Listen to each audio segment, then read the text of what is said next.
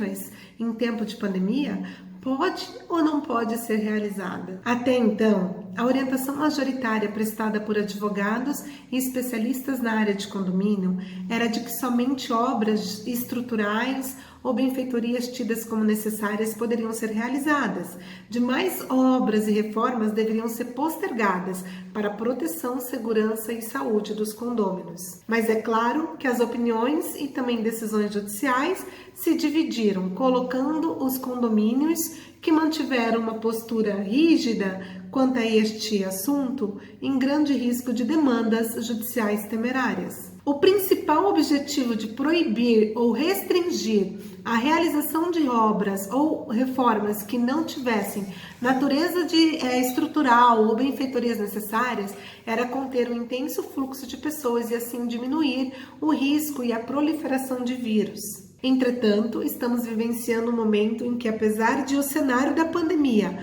ainda ser crítico, as medidas adotadas pelos governos foram flexibilizadas e, portanto, manter a rigidez quanto à execução de obras nas unidades individuais poderá gerar prejuízos ao condomínio de ordem jurídica e econômica. Sendo assim, a sugestão é que, com a flexibilização das medidas governamentais, que os condomínios se adequem também.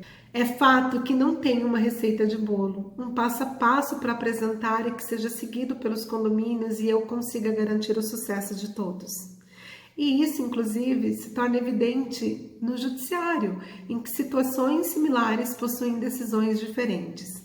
Portanto, no caso específico de obras, nas unidades particulares, nas unidades privativas, o que é importante que os condomínios saibam e que síndicos adotem como medidas para este momento são as seguintes sugestões.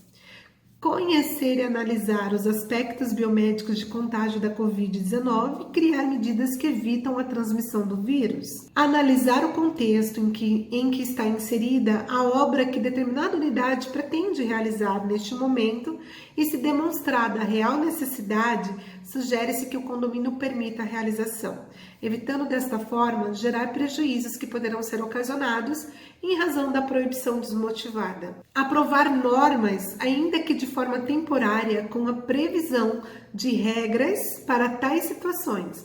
Quais obras poderão ser proibidas ou restringidas e por quais motivos? Das obras permitidas, a grande maioria no caso, estabelecer regras de conformidade com as orientações dos órgãos da saúde e vigilância sanitária, as quais deverão ser respeitadas nesse tempo de pandemia. Algumas sugestões de itens a serem abordados nessas normas são: o condômino deverá respeitar as NBRs, as normas técnicas brasileiras específicas à realização de obras em unidades particulares, em unidades privativas. Estabelecer obrigatoriedade do uso de equipamentos de proteção pelos trabalhadores, ao entrar e saírem do condomínio e quando da permanência em áreas comuns. Estabelecer regras acerca da higienização, estabelecer que os funcionários e colaboradores permaneçam tão somente na unidade individual em que está executando a obra, evitando desta forma o acesso desnecessário às áreas comuns, manter o distanciamento social recomendado pelas autoridades de saúde, não utilizar os elevadores em conjunto com outros moradores, não tocar superfícies fora da unidade privativa. E muito importante, estabelecer regras e acordos que visam respeitar o direito ao sossego, a paz, a salubridade e a tranquilidade dos demais condôminos. Regras como, por exemplo, limitar o horário de obras e reformas, estabelecendo um horário que nem o início não se dê tão cedo e o término não se estenda além das 18 horas. Isso, claro, para condomínios residenciais. Respeitar o horário de almoço e finais de semana para descanso, criar um limite ou um rodízio para a execução de obras que, por sua natureza, venham a gerar barulhos excessivos ou uso de ferramentas de impacto, dentre tantas outras regras que poderão vir a ser normatizadas, dependendo de cada caso e do perfil de cada condomínio.